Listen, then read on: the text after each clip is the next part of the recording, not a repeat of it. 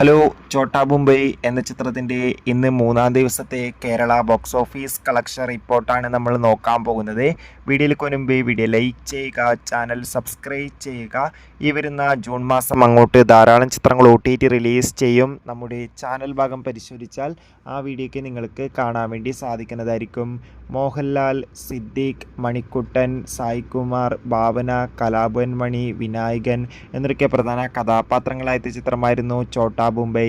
എല്ലാ സിനിമാ പ്രേമികളും ഒരേപോലെ ചോട്ടാ മുംബൈ എന്ന ചിത്രത്തിൻ്റെ 4K റീ റിലീസിനായി കാത്തിരിക്കുകയായിരുന്നു. മിനിഞ്ഞാന്നായിരുന്നു, അതായത് ജൂൺ 6-ാം തീയതിയായിരുന്നു ചിത്രം തിയേറ്ററുകളിൽ എത്തിയിട്ടുണ്ടായിരുന്നത്.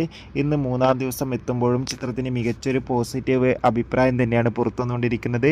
അതുകൊണ്ട് തന്നെ ഏവരുമേറെ ആകാംക്ഷയോടെ ചിത്രത്തിൻ്റെ കളക്ഷൻ റിപ്പോർട്ടും അറിയാൻ വേണ്ടി കാത്തിരിക്കുകയായിരുന്നു.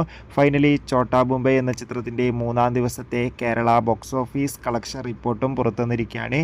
ഇന്ന് മൂന്നാം ദിവസമായ ഞായറാഴ്ച അത്യാവശ്യം ബുക്കിംഗ് നടക്കുന്നുണ്ട്. 50 ലക്ഷത്തിൻ്റെ അടുത്ത് വരെ ഇന്ന് കളക്ഷൻ നേടിയെടുക്കാം.